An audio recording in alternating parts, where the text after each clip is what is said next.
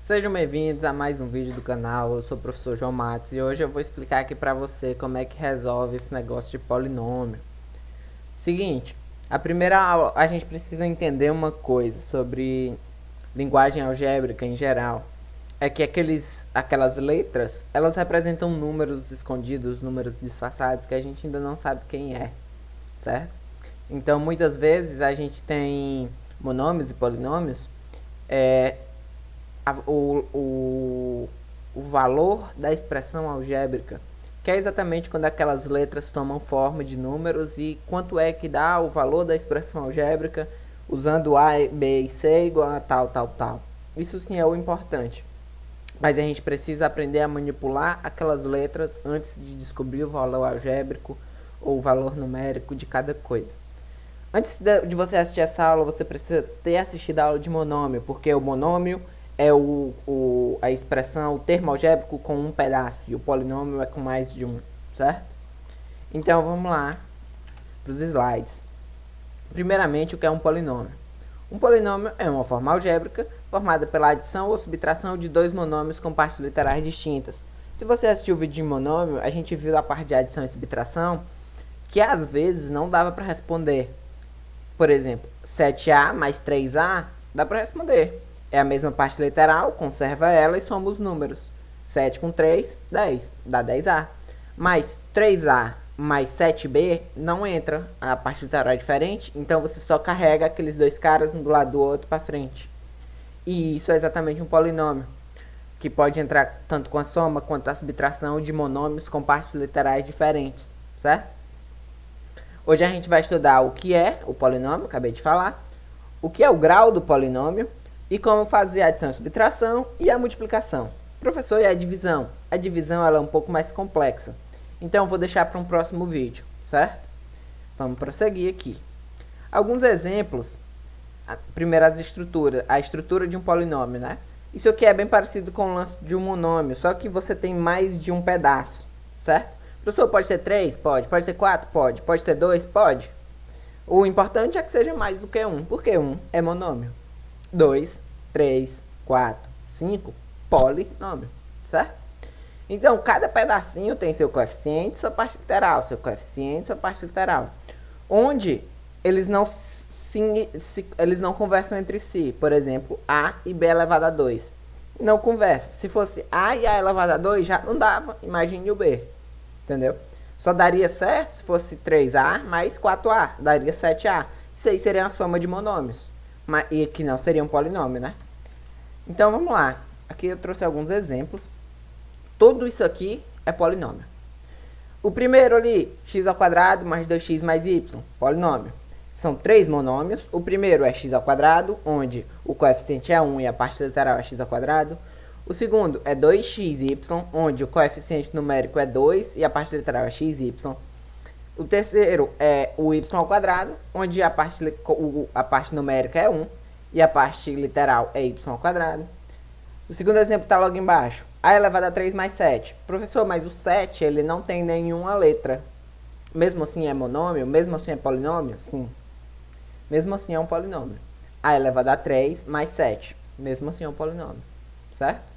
No A elevado a 3 mais 7, a gente tem dois monômios. O 7 e o A elevado a 3. A elevado a 3, você pode escrever ele como 1 vezes A elevado a 3. Então, o coeficiente numérico é 1. E o coeficiente literal A elevado a 3. E o 7? O 7 você pode escrever como 7 vezes A elevado a 0. A elevado a 0 é 1. Então, 7 vezes 1 é 7. Certo? Sempre vai conter uma letra ali disfarçada. Professor, como assim? É uma letra que está ali, mas não influi nem contribui. Então, todos esses caras, inclusive aquele bicho feio ali, ó, A elevado a 3 mais x mais y mais e mais p, são 5 partes. Sim, é um polinômio. Não é mais do que uma? Então, todo mundo aí é polinômio. Olha naquele exemplo ali, A elevado a 3 mais 7A elevado a 2 mais 3A menos 1. Todo mundo tem o A, mas são em graus diferentes, certo? A elevado a 3, A elevado a 2, A elevado a 1 e A elevado a 0, que é o número. Porém, eles não se misturam. Eles não se misturam, não entra todo mundo junto, continua sendo um polinômio, certo? Vamos dar prosseguimento. que é o grau de um polinômio, certo?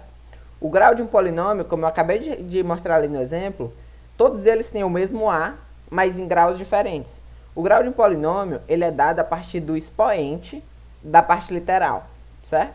Professor, mas se são vários monômios, tem várias partes literais, correto? Então, você vai pegar o maior grau entre as partes literais. Exemplo, 3A mais 4N elevado a 2.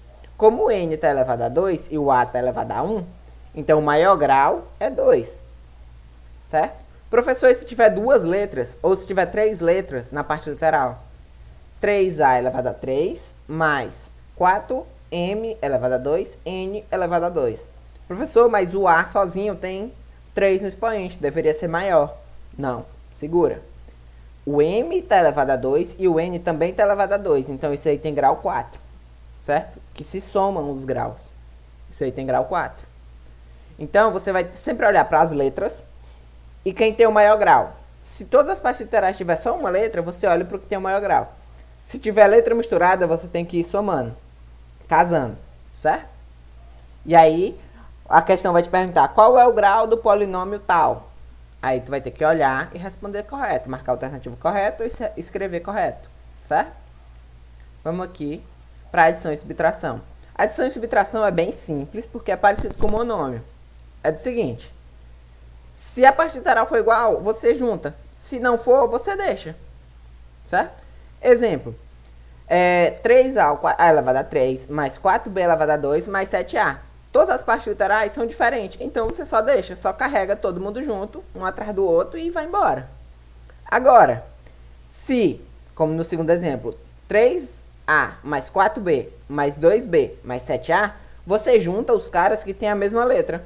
Por exemplo, os 3A e o 7A, dá 10A, porque é uma soma. Se fosse uma subtração, era só subtrair os números. Então, 3A mais 7A, 10A. 4B mais 2B, 6B. Se tivesse um C, e era só botar no final, mais C, certo? Adição e subtração, as coisas se misturam se tiverem a mesma letra. Se não tiver a mesma letra, carrega. Outro exemplo, aquele lá do quadro anterior. X elevado a 2 mais 2y mais 2xy mais y elevado a 2 mais 7y mais 2y. Ninguém tem a mesma letra. Apesar de ter o x elevado a 2, o xy e o y elevado a 2, nenhum deles é igual a x e a y. Então, você só junta todo mundo e fica com 5 fatores, monômios, juntinhos ali com soma e subtração sem nenhum problema. Beleza? Exemplo de baixo. A elevado a 2 mais 7b mais a elevado a 3 mais 7a elevado a 2 mais 4a elevado a 1 menos 1, o único cara que se junta aí é o a elevado a 2, que tinha, lá no começo tem 1 e lá no meio tem 7. Então, 1 mais 7, 8. É o que está lá embaixo. A elevado a 3 mais 8a elevado a 2 mais 3a mais 7b menos 1. Professor, e esse b? Esse b não está se juntando com nenhum a, então você já carrega ele. Vai levando, vai levando, vai levando. Nesse exemplo aqui de cima, nesse exemplo... Eita, mirei errado. Nesse último exemplo, o cara aqui, ele tem 3A menos 5B menos 7C, mais 1A mais 7B. Então, você consegue juntar o 3A com 1A, dá 4A. O menos 5B mais 7B vira 2B positivo, que é o que tá lá. E o menos 7C não faz nada, certo? Assim você vai juntando letras compatíveis e as que não são compatíveis você carrega. E para terminar, a gente vai ver como é que funciona a multiplicação. A multiplicação é bem simples. A partir do momento que você sabe fazer uma distributiva, um chuveirinho, a multiplicação é bem simples. Porque você deve multiplicar todo mundo por todo mundo, certo? Então, exemplo. Se eu tenho 5A mais B vezes 2A mais B, vai primeiro pegar o 5A, multiplicar por 2A, dá 10A ao quadrado.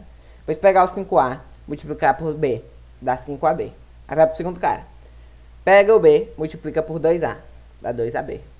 Pega o B, multiplica por B, dá B ao quadrado. Agora junta os iguais. Só tem igual ali o AB, que tem 5AB, 2AB, juntando 7AB. Toda multiplicação é assim? Toda multiplicação é assim. Você só vai distribuir, fazer as continhas, depois juntar quem é igual e acabou. Certo? Galera, espero que tenha entendido, ajudado. E na próxima aula eu vou falar de divisão de polinômios. E obrigado pela atenção e até a próxima. Valeu!